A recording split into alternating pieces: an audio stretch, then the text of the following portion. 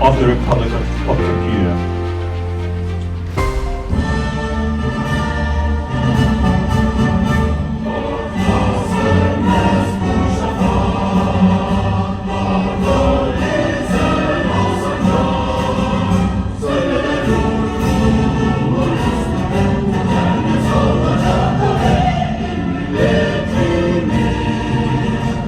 A sada himna Bosne i Hercegovine.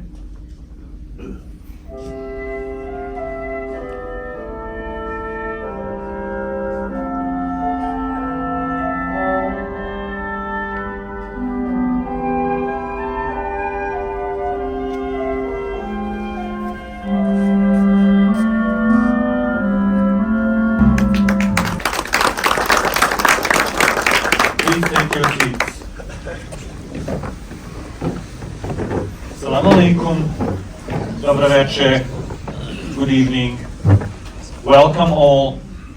Thank you for coming here tonight to honor the anniversary of the Independence Day of our beloved homeland, Bosnia and Herzegovina.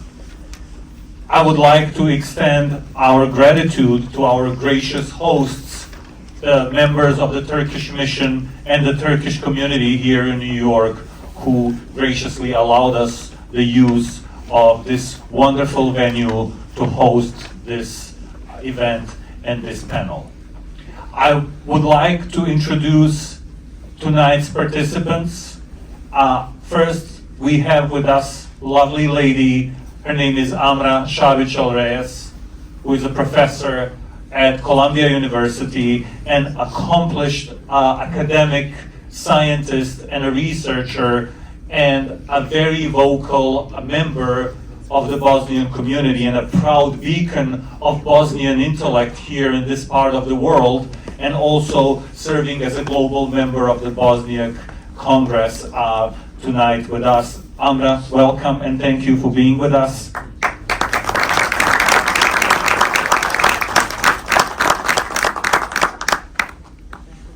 We also have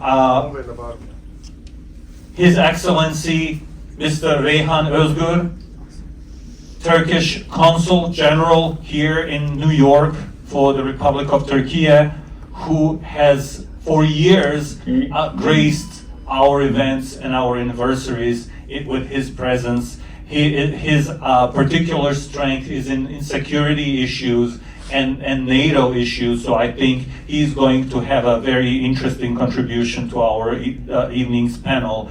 And then we have our own ambassador, Mr. Sven Alkalay, who regrettably is not able to address us in person, but will do so remotely. I don't know if we have him on the line.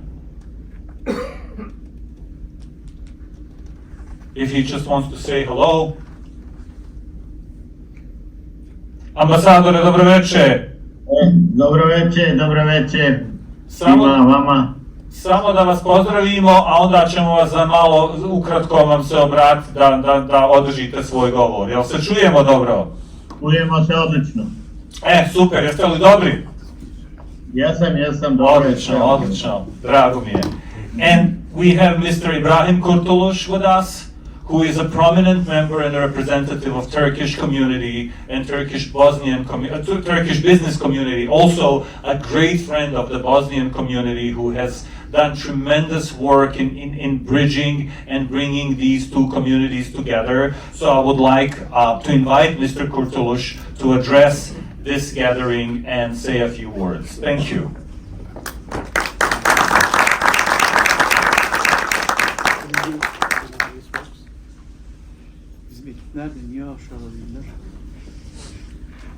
Okay. Good evening. Good evening. Can everyone hear me? Yes. Okay. Ladies and gentlemen, thank you for coming tonight. Let me take this opportunity to welcome our Bosnian brothers to this wonderful house of the Turkish people. Let me also extend my appreciation to my dear friend Senad for coordinating with me on this event and every flag raising at historical Bowling Green, which many of you attend. Thank you, dear brother. I am also grateful to Turkish Consul General, His Excellency, good friend of mine, Reyhan Özgür, for his vote of confidence and embracing this event tonight. Thank you, sir.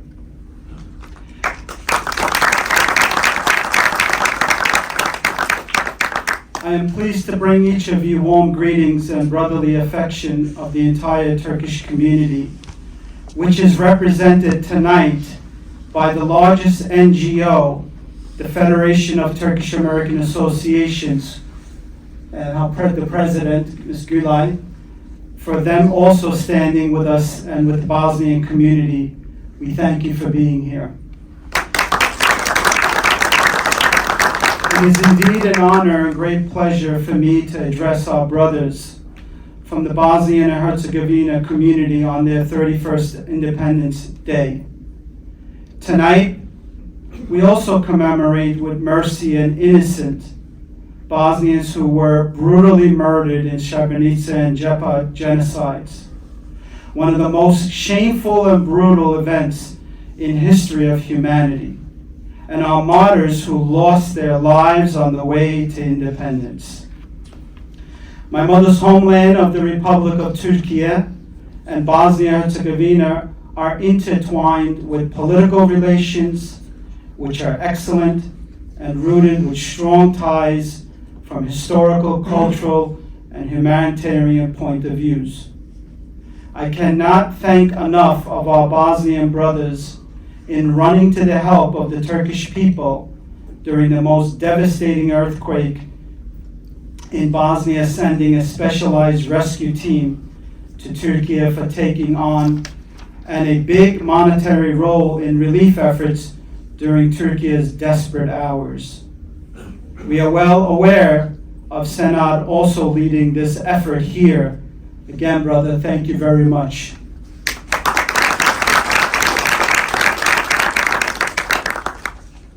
The fact that Turkey was one of the first countries to recognize Bosnia and Herzegovina on February 6, 1992, is a testament of our brotherhood.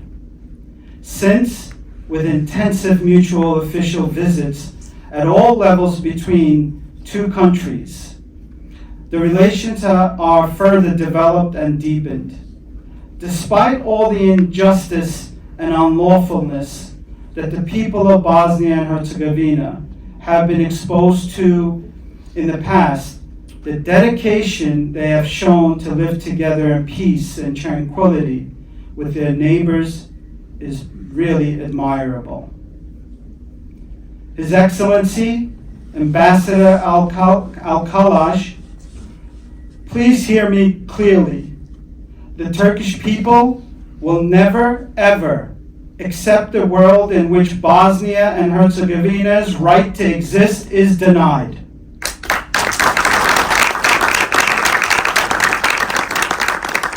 Ambassador, we stand unequivocally for the security and national interests and freedom of Bosnia-Herzegovina. The Turkish nation will always stand for the territorial integrity of Bosnia-Herzegovina and defends the preservation of Bosnia-Herzegovina's multicultural structure. Those who respect the unique, sovereign, independent, and democratic Bosnia-Herzegovina, those who acknowledge the historical results of the referendum of 1992, those who acknowledge the scientifically verified fact that Bosnia-Herzegovina was then recognized as an independent state, should feel honored because of the historical fact that they belong to a generation of founders of the independent state of Bosnia-Herzegovina.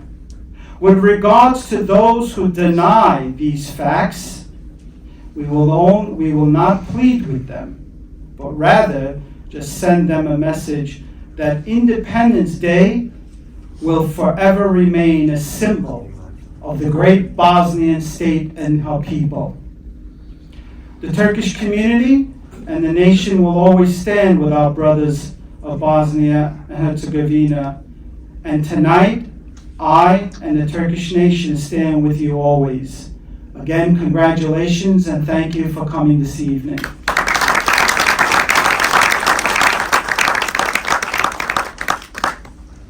Mr. Kurtuluş, thank you for those kind words and words of passion. Our thoughts, once again, are with those in Turkey who are still suffering from the consequences of a devastating earthquake and still struggling to find housing and meet the basic life conditions to move on and mend their lives that have been so devastatingly interrupted by this earthquake. We always stand with you. Thank you very much.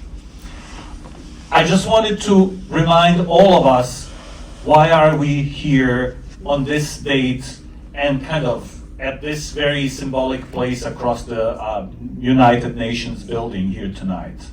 31 years ago, in 1992, the Bosnian Assembly organized a referendum in the midst of a bloody war that was already raging on the territories of the former Yugoslavia. And the question on that referendum was whether or not inhabitants, citizens of Bosnia, Bosniaks, Serbs and Croats and others were in favor of living in an independent Bosnia, a country for all its constituents. And over a course of 2 days, I want to remind those of the older generation who may remember that it actually was a 2-day referendum. The first day was February 29th. Of course, we could have picked up that date for our national holiday, but that wouldn't have worked out very well. So March 1st was the second day when the results came in, and over 62% of the population took part and overwhelmingly voted for Bosnia as an independent country. And it was the time, again, for Bosnia to resume and reassume its place among independent nations for the first time after nearly 600 years. Sadly, it didn't last for long, because that very evening the first barricades took place, and kind of that was a dress rehearsal for the bloody events of early April that would then be replicated throughout Bosnia, and that's when the attack on Bosnia started, and the war ensued, and the aggression took its heavy and bloody toll. And certainly those are the topics that kind of reverberate throughout our lives as we move on and as our homeland moves on and struggles but continues to exist in its 4th decade of existence as an independent country. So we are going to go and move on through our panel. I would like to invite our esteemed guest, His Excellency, Mr. Reyhan Özgür, to address this gathering and gives his perspective and say a few words about the security structures and issues that Bosnia is facing in its present time and its imminent future. Thank you. So thank you very much. Do you hear me? Yes. So, Ambassador, Professor, I would like to welcome you to the Turkish House. So nowadays, unfortunately, we are facing an unprecedented and devastating earthquake back in Turkey, and we have a lot of losses. As of today, the casualties exceeded 45,000 people, unfortunately. And the area that was impacted by the earthquake is the area of the Netherlands. So can you imagine how wide is the disaster area? And from the first days, it was really not possible to respond effectively to the results of the earthquake due to the scale of the devastation and the wide area. And depending on that, an international call had been announced by the Turkish government to all the countries and international organizations. And the United States was the first among to respond. And the first being the Turkish Americans, they started to reach out to us and asking how could they be helping, or how they could be extending their supports. So with the help of the Turkish American community, the volunteers, the associations, business leaders, and the other organizations, we were able to collect very huge numbers of in-kind donations. And so far, I can say that, proud to say that we are about to ship 2,000 tons of in-kind donations from this part of the ocean to Turkey. So apart from the Europe, if we accept the Europe, this amount is the largest one from all around the globe that is sent from such kind of a distance to Turkey. Why I am telling these numbers to you? So, and maybe it was on the first or second day of the earthquake, our brother Senat reached out to us, and he asked what the Bosnian community in the United States, in New York, can do for the Turkish brothers. So this was very meaningful to us. This was very meaningful because we are living in the same geography, in the Balkans. Part of Turkey is located in the Balkans. We have the common history, we have the culture, common culture.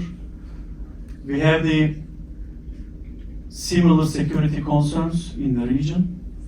And in the difficult times, both the Bosnians and the Turks, we stood side by side. We supported each other. So we never thought a minute when the other was in need, and always the helping hand was there to support each other. So feeling this in the United States was very important for us. And once more, I would like to thank to Senat and all the members of the Bosnian community that I cannot name right now, for extending a helping hand, for standing with us, and for continuously asking what can they do to some extent lessen the pain that the Turkish people is living back in Turkey. So we are very grateful for that. Thank you again. Thank you. And then the question came to us, because in the last 3 weeks we are dealing with a very large disaster, really, a horrible disaster back in Turkey. Then the question came from Senat and Ibrahim Bey again, and they were asking me whether it is okay to hold this meeting here, this panel here, in the honor of the Bosnian independence. And without any second, I said, of course we will celebrate it. Of course we will celebrate it. Even the conditions that we are facing back in Turkey. It is only natural. So there is no other way that we can imagine without hosting this celebration here in Turkish House. And so far, in the Turkish House, we have hosted around 100 different events, cultural, social, official, any kind of events that you can imagine and think of. And I should say that maybe this one is one of the most meaningful events for us to host tonight. On the occasion of independence of Bosnia. So indeed, when we look to the history, even to the short history, just 4 decades back, we see that the relations between the two countries are speaking for themselves. And as I said before, Turkey and the Bosnia, we were always standing for us together in the region. And we have always attached special importance to our relations with Bosnia and Herzegovina. Our Bosnia and Herzegovina policy has always been sincere, objective, embracing, and unifying. Since from the beginning, Turkey has continued to present an unwavering support to the territorial integrity, as Ibrahim Bey mentioned, and sovereignty of Bosnia, and never remained indifferent to any kind of development took place in the Western Balkans. So, even I was a young diplomat back in 2010 in NATO in Brussels. in NATO, there are the NATO members who are following their interests within the alliance. At that time, there were 28 members of NATO back in 2010. For us, there were very important topics for Turkey within the NATO that we should follow. But when the topic for Bosnia and Herzegovina arose in NATO, we were following these topics like we were following the topics of Turkey, like it is for the best and for the very good interest of Turkey. So there was no difference in our minds, and believe me, we hadn't had any instruction from the capital to follow this topic specifically. Because as a Turkish diplomat, being a Turkish diplomat means that you follow the Bosnian and Herzegovinian issues automatically. You are formatted. It's very in software they call format, right? So it is like you are getting the format. You are programming to follow it identically. So from the very beginning, wherever a topic or interest for Bosnia-Herzegovina is arising in any part of the world, we are there to support it.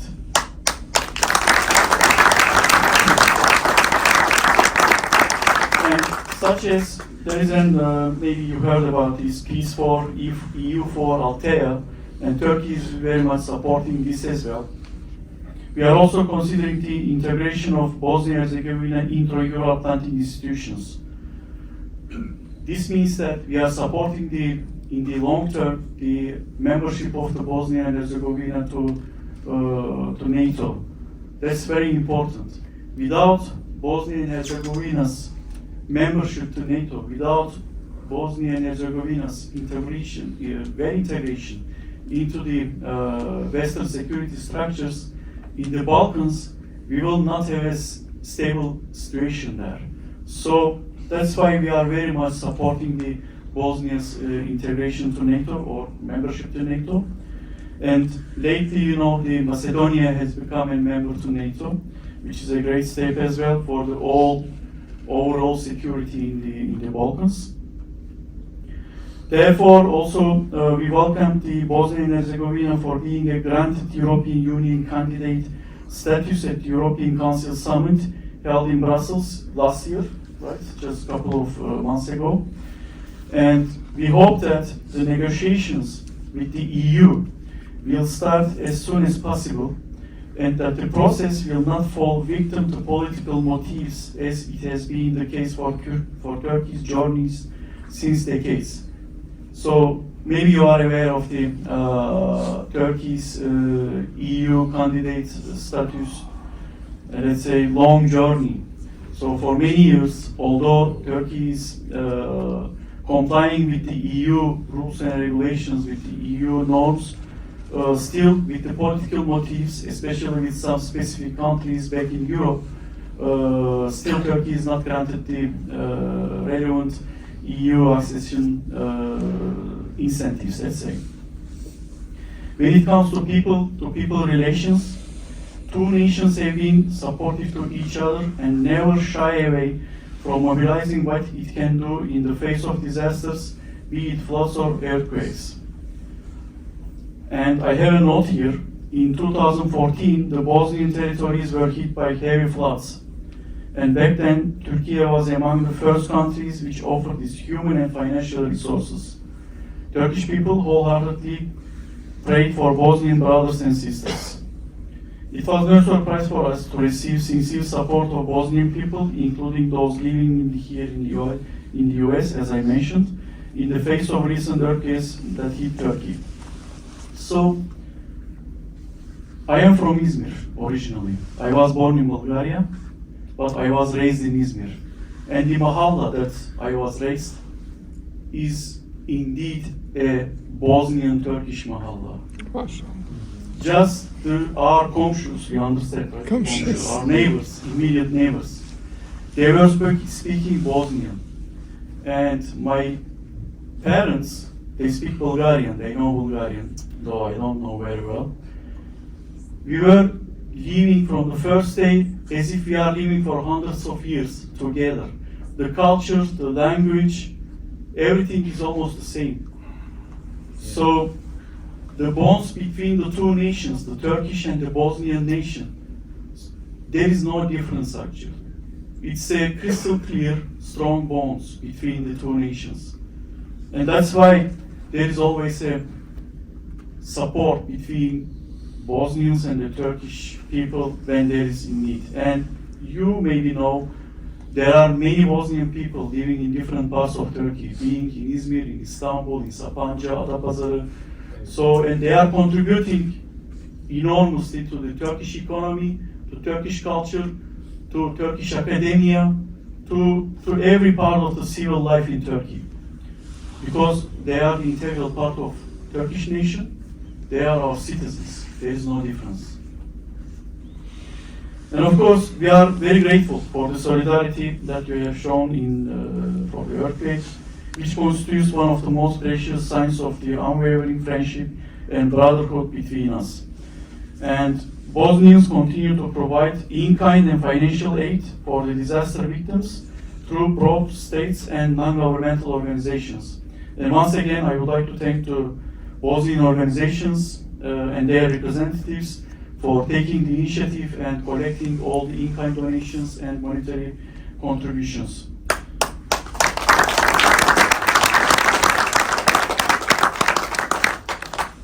And lastly, I wish that this panel helped the participants better grasp how the past, present, and the future of Turkey and Bosnia-Herzegovina are interconnected and bring ideas how to further a common agenda against the challenges of contemporary European political architecture.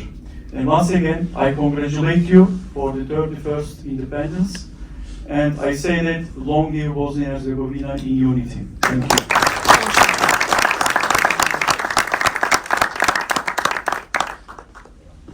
Your Excellency, thank you for those very kind words and your personal account of your childhood and being, growing up in a mahalla that was being surrounded with Bosnian families.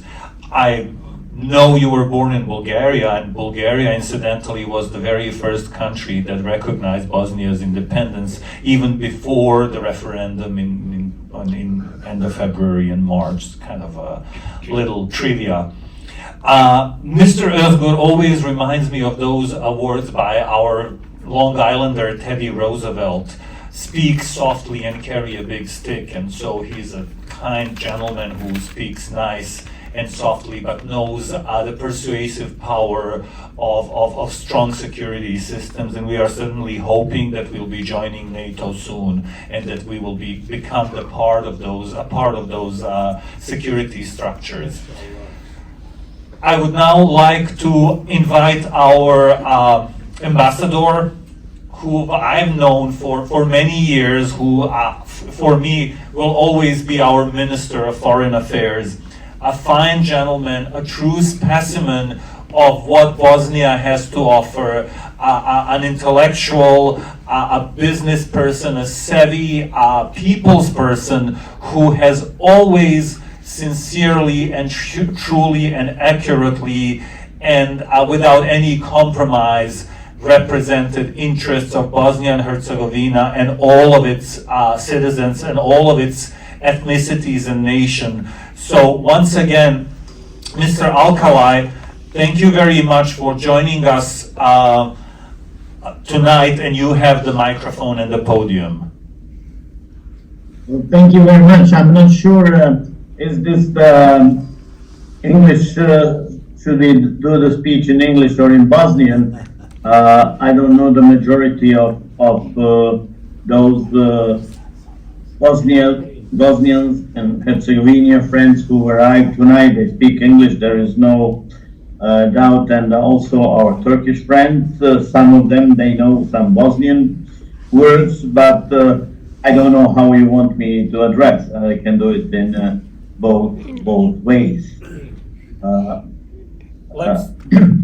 First of all, I want to thank you for invitation for this joint commemoration of 1st March, the Day of Independence of Bosnia-Herzegovina.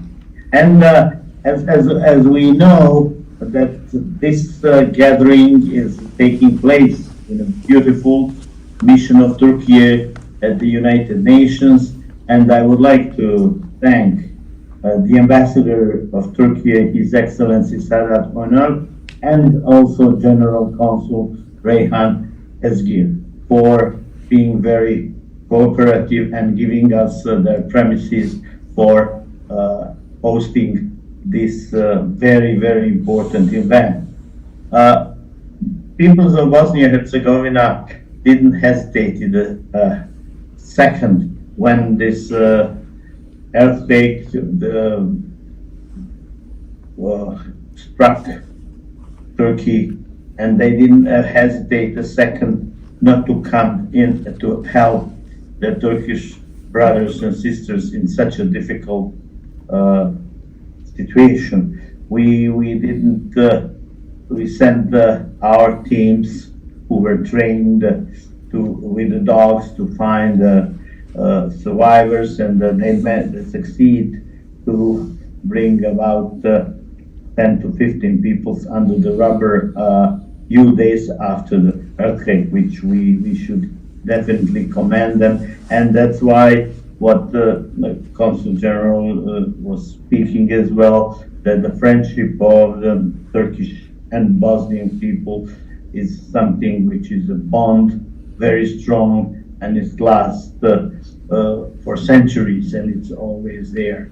And his testament of living among the Bosnian family over there is something very, very important.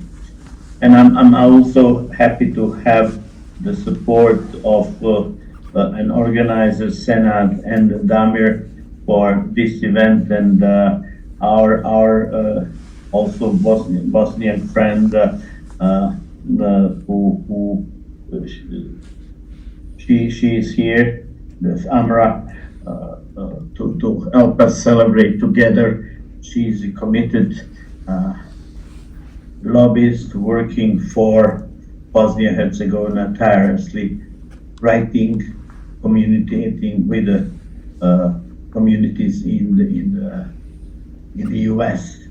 So at the very beginning, at the outset, let me to greet the citizens of Bosnia-Herzegovina and all Bosnians and Herzegovinians in the diaspora, and all our friends who are here tonight, and who gathered tonight to celebrate with us the 1st March, the Day of Independence of Bosnia-Herzegovina, which is one of the most important days from the near past, and which is taking very, very important place in all our important dates of Bosnia-Herzegovina.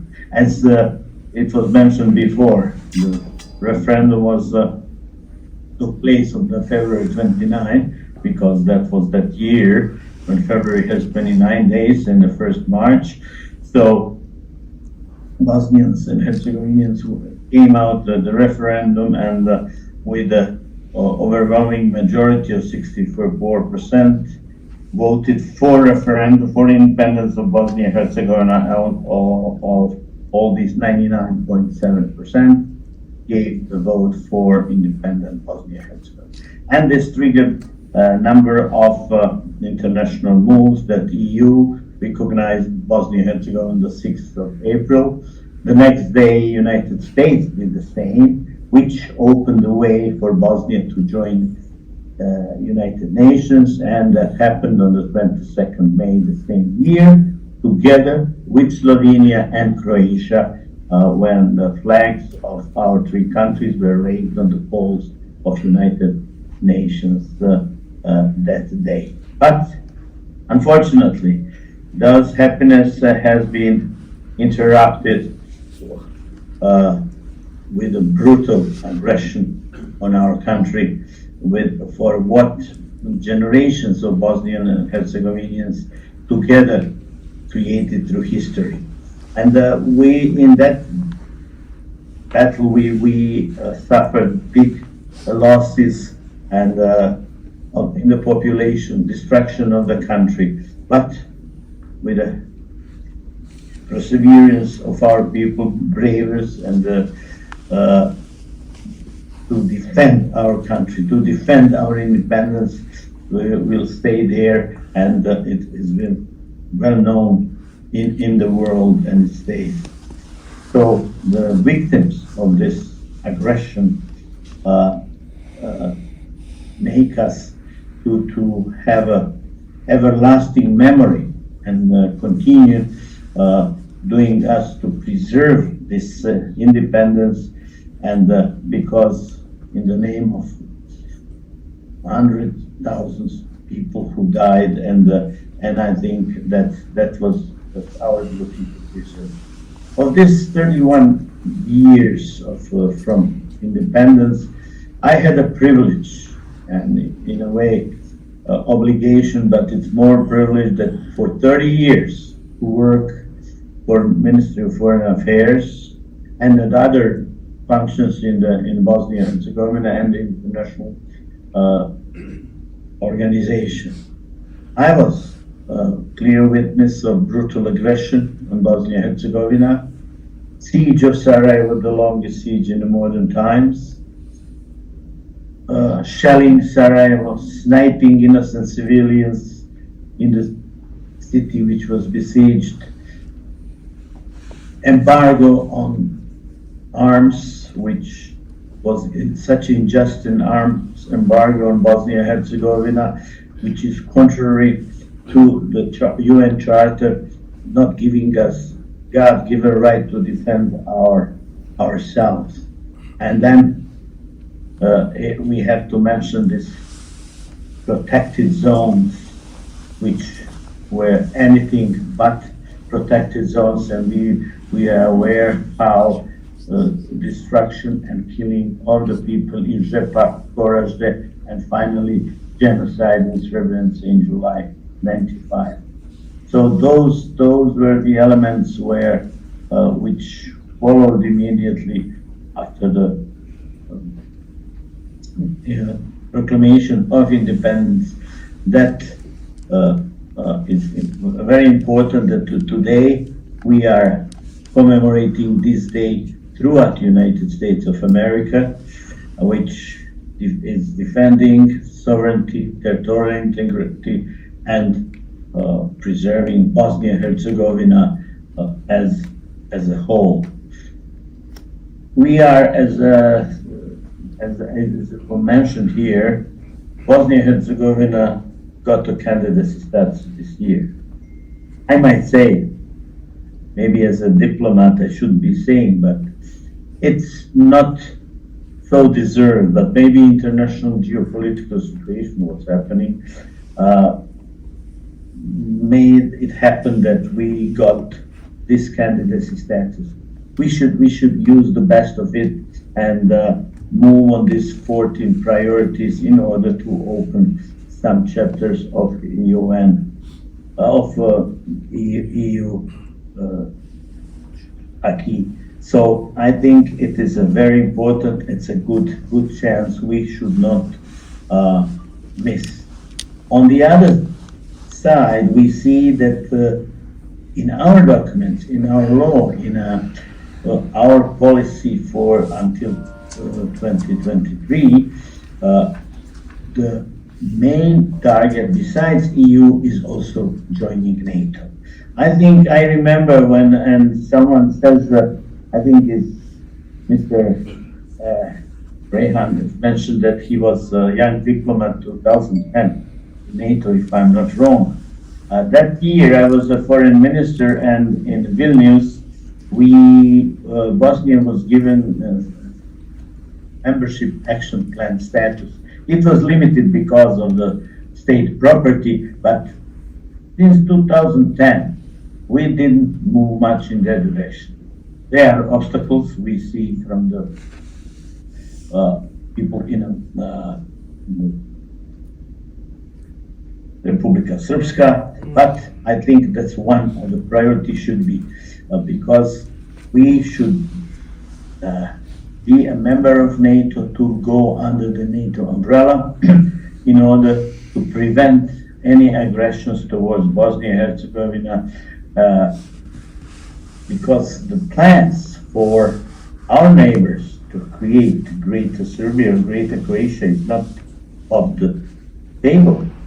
They are really getting arms, and then their territorial pretensions are still there. So we should be working very hard, and I think under big support of our friends in NATO, United States, and we should be moving forward. And I see the willingness of NATO to move us forward, but we have to do our part as well. And NATO membership is closer to our possibilities to get together. So why we have to do this? Because this our Bosnia-Herzegovina is our homeland, is our country. We don't have a spare one, because that's why we had the obligation to work in the sense for the benefit of their citizens, to have them good life and equal rights. We have to do it because of our people. We see the numbers that are leaving Bosnia-Herzegovina, not only Bosnia-Herzegovina, but also neighboring countries. But still, we are concerned about what's happening in Bosnia-Herzegovina, and we have to create the jobs, better standard of living, get rid of corruption and this nationalistic bickering, so we can create democratic value.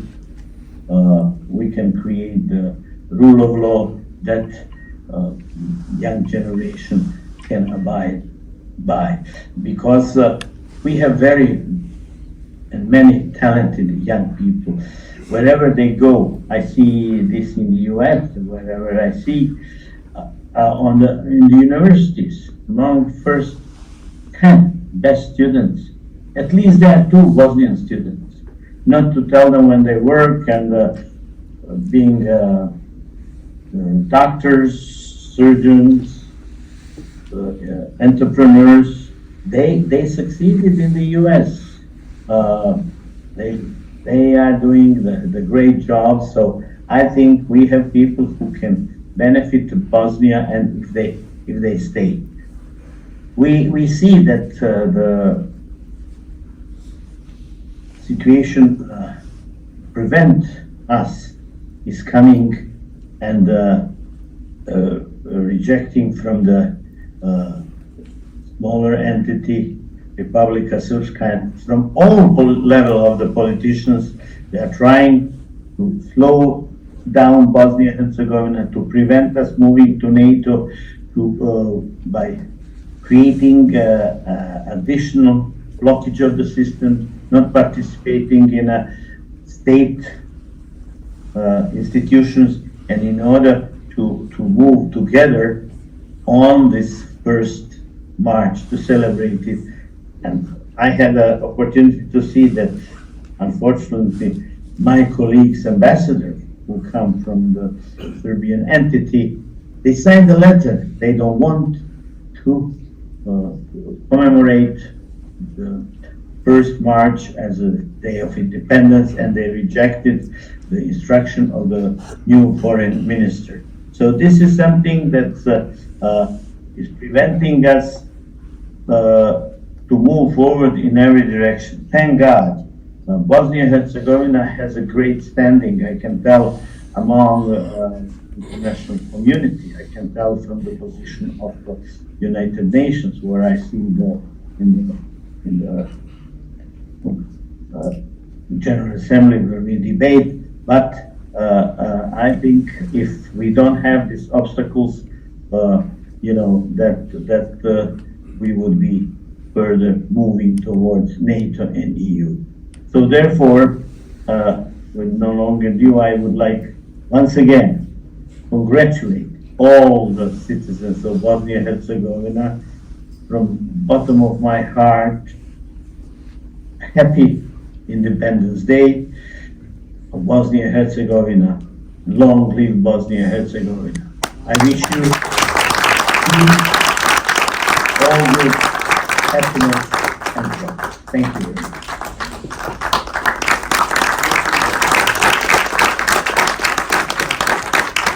Dear Ambassador, thank you very much for those words. I know they're spoken from the heart, and it's not easy to avoid getting emotional when you're giving your own personal account of everything that you lived through and everything that you fought for. And for those who are younger amongst us, Mr. Alcalay was a very successful businessman for a Bosnian company called Energo Invest, which had its own subsidiary in Malaysia, where I believe he was when the war started, and he answered the call to serve his homeland. He left that position and joined the ranks of the Ministry of Foreign Affairs and has very successfully represented our country at various positions, at various locations and in important roles throughout its history of independence. So thank you, Mr. Alcalay. We honor you for that and we salute you for your service.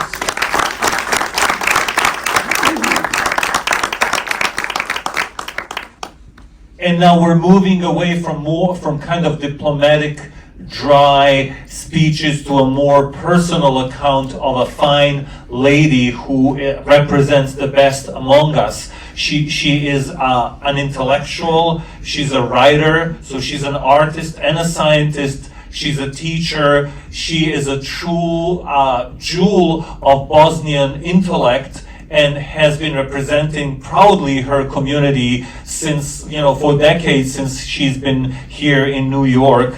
It's with great pleasure that I introduce to you Ms. Amra Šabić El Reyes. Thank you very much. Thank you. Dobro večer, dragi moji. Ja moram tako početi. Merhaba. Merhaba, selam aleikum. Kako kome odgovara. First of all, good evening. Thank you all for being here, and many thanks to our Turkish friends, especially Consul Reyhan Ozgur, for hosting us this evening. And I was deeply affected when you gave us the number of victims. 45,000 people lost their lives. I want to express my personal condolences to you and to people of Turkey for your losses. I also want to recognize the hope that we have in the room, young people who are listening to all of our speeches patiently. Thank you for being here. It is a distinct honor to have been invited to join you as we mark the most important date in Bosnia and Herzegovina's recent history. While tonight is a celebration for those of us who have survived the unimaginable, being besieged, starved, and bombed for who we are, today is also a reminder that more work is ahead of us. Bosnia and Herzegovina's independence symbolizes our own survival as a people who have been targeted for eradication and erasure throughout the centuries. We are often imagined through the Western paradigm of Balkanized hate, informed by prejudices in view and fear of Muslims. This perspective has ideologically motivated the growing anti-Muslim and particularly anti-Bosniak obsession in Europe. On December 21st, 2021, President of Hungary, Viktor Orban, revealed how the centuries-old narrative of Bosniaks as the othered group in Europe permeates the conversations of the European political elites. He said, quote, "The challenge with Bosnia is how to integrate the country with 2 million Muslims. I am doing my best to convince Europe's great leaders that the Balkans may be further away from them than from Hungary. But how we manage the security of a state in which 2 million Muslims live is a key issue for their security too." End of quote. It is precisely this kind of anti-Muslim discourse in contemporary Europe that is deeply concerning, 31 years after Bosnia's independence. A recent UN report confirmed that this issue isn't solely a European problem. According to the UN and other research, including my own, there is a global epidemic of anti-Muslim bias and hate. which has fueled the cross-national far-right movement, adversely affecting all of us here in the US and beyond. The white supremacists who have committed the acts of mass violence in recent years in the United States, New Zealand, and Western Europe have been directly inspired by the Serbian ethno-nationalism and extremism. So while our story of struggle for independence, recognition, and peace may at first seem distant and perhaps not relatable to many of our colleagues and community members here in our new homeland, the violence, racism, and exclusion we're witnessing today in the United States mirror our own. Whether one is targeted because of the color of their skin, because of the God they choose to pray to, because of their ethnic origin, their immigrant background, or any other aspect of their identity, their experiences of struggle for recognition and respect echo our own. Growing up in the former Yugoslavia, the narratives of hate, supremacy, othering, and exclusion were integrated into the educational system that was designed to transpose Bosnian Muslims, their lived experiences and representations from the mainstream curriculum in schools. The goal was to engender a feeling of a lesser contribution, meaning, and value to society relative to the holders of the privileged identities. Milosevic went as far as to liken Serbs to the protectors of the ethnic purity and whiteness in Christian Europe. So today, in my role as the Global Ambassador of Congress of Bosniaks of North America, I work to engage and empower the members of the Bosniak American and Bosniak Canadian communities to take a more proactive role in challenging all forms of prejudice and injustice, including anti-Muslim bias. In addition, as an educator and a professor at Columbia University and the executive director of the International Interfaith Research Lab, also at Columbia, my work is dedicated to building resilience to hate and extremism. I should mention that through my work, I have helped establish Countering Islamophobia, Fostering Global Dialogue for a Peaceful Coexistence program at a Columbia Global Center in Istanbul, where I now serve as the advisory board member and work alongside my Turkish colleagues. Given my life's mission and work, I want to use tonight's opportunity to remind us all that it is our collective responsibility not only to celebrate Bosnia and Herzegovina's extraordinary journey of independence and survival, but also to commit ourselves to working towards preventing not only another genocide in Bosnia and Herzegovina, but also to dismantle the anti-Muslim hate globally, as well as all forms of identity-based violence that affects us here at home and abroad. A powerful pathway to prevent identity-based violence of the scale and type that we have experienced in Bosnia is to uplift and tell our stories of survival, resilience, coexistence, and mutual respect for one another.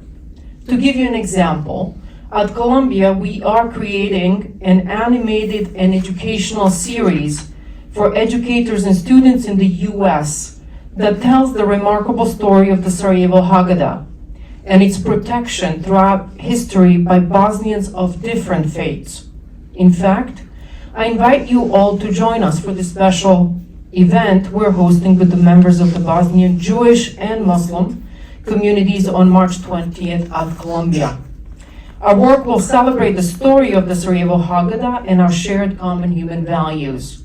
Lastly, on a personal note, I know I cannot undo all that has been done to me or to my people. Years of my life and people I've loved were stolen from me.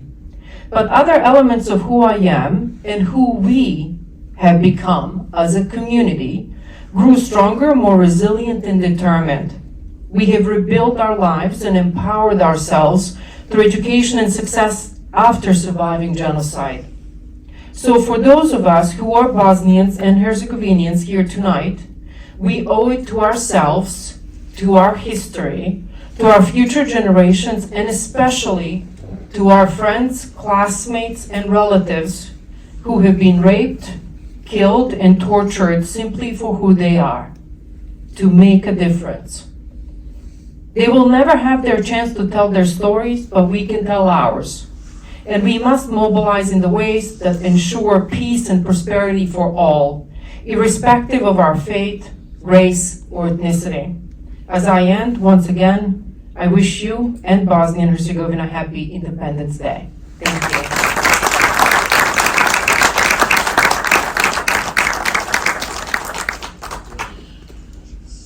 Amra, thank you for those educational, empowering words spoken with so much poise and grace and class, and really a presentation that makes me feel and say that I'm proud to be a Bosnian.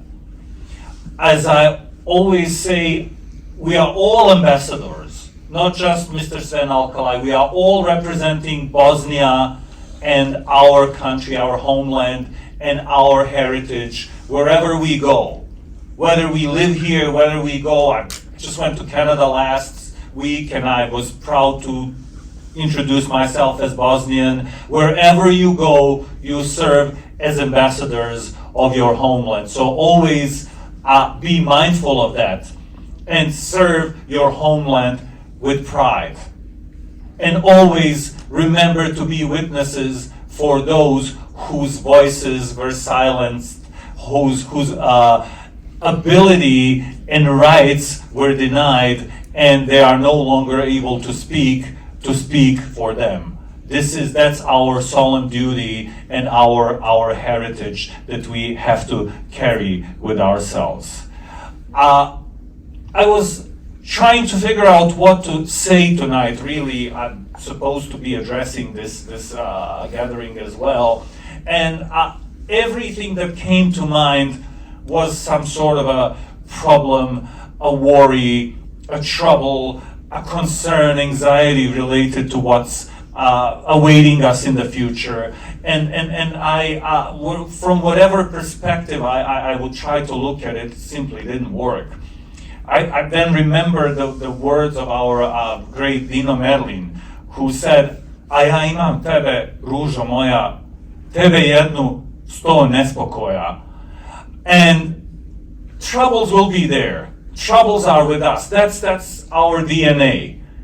And they will be there tomorrow. They will be there 100 years from now. But tonight, right here, right now, is not a reason for us to be worried or concerned or afraid. Tonight, right here, right now, at this place, there is a reason for us to be happy, to rejoice, to be proud, and to celebrate who we are. And 31 years of independence of Bosnia-Herzegovina. Listen, that's longer than many other countries, longer than the Kingdom of Yugoslavia and a bunch of other countries worldwide, and it's still going strong. I look at you and I know it's going strong. It's not going anywhere. So please make sure that it doesn't go anywhere. That's what you have to honor. That's what you have to carry on. So rejoice, celebrate, be proud. It's across the street from United Nations, and it's a proud Bosnian flag. And it's gonna wave there. I tell you, it's gonna wave there.